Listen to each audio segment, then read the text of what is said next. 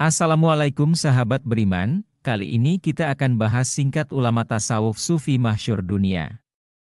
Beliau adalah Jalaluddin Rumi, sebuah nama yang menggema sepanjang zaman, melampaui batas budaya dan agama.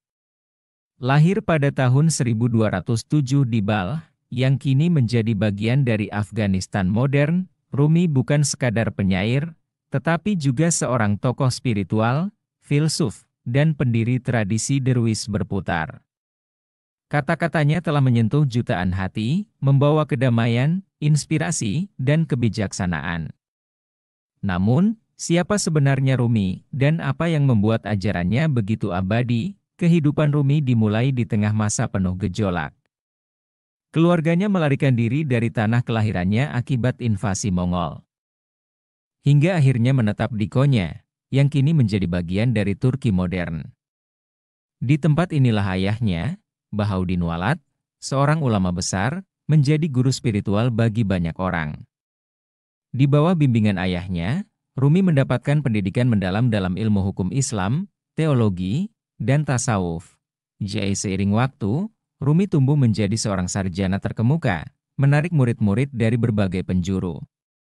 Namun, hidupnya berubah secara dramatis pada tahun 1244, ketika ia bertemu dengan Syams Tabrizi, seorang darwis pengembara.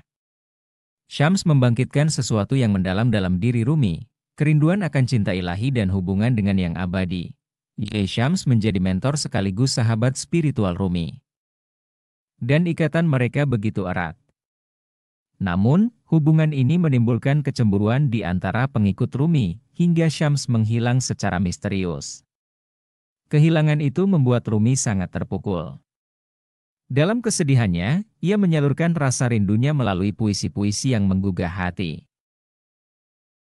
Puisi-puisi Rumi bukan hanya kumpulan kata indah, tetapi juga pintu menuju pencerahan spiritual.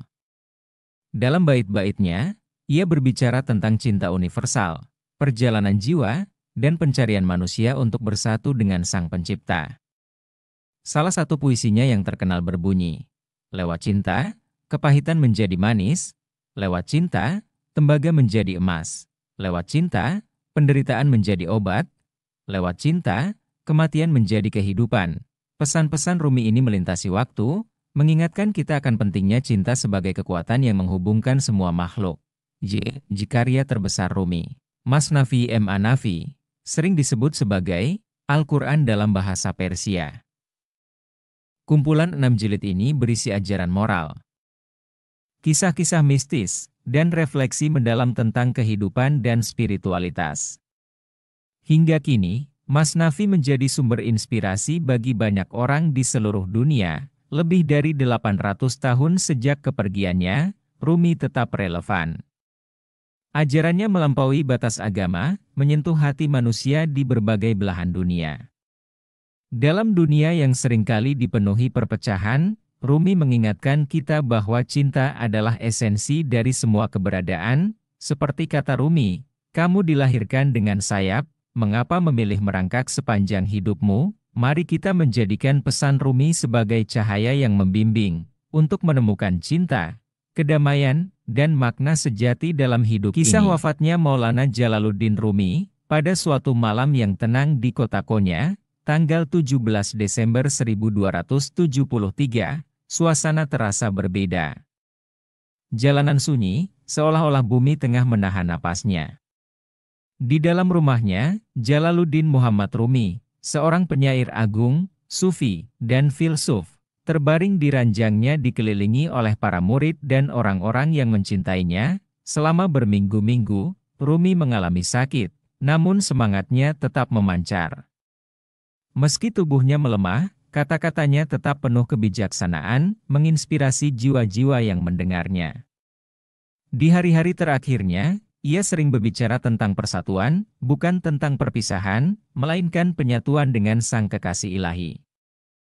Malam itu, napas Rumi semakin lemah.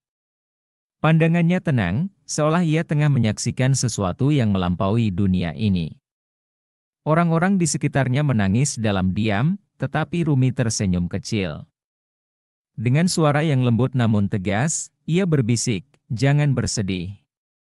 Kematian bukanlah akhir, ini adalah awal dari tarian abadi saya dengan sang kekasih. Saat malam semakin larut, jiwa Rumi meninggalkan dunia ini, meninggalkan warisan cinta, puisi, dan pencerahan spiritual yang abadi.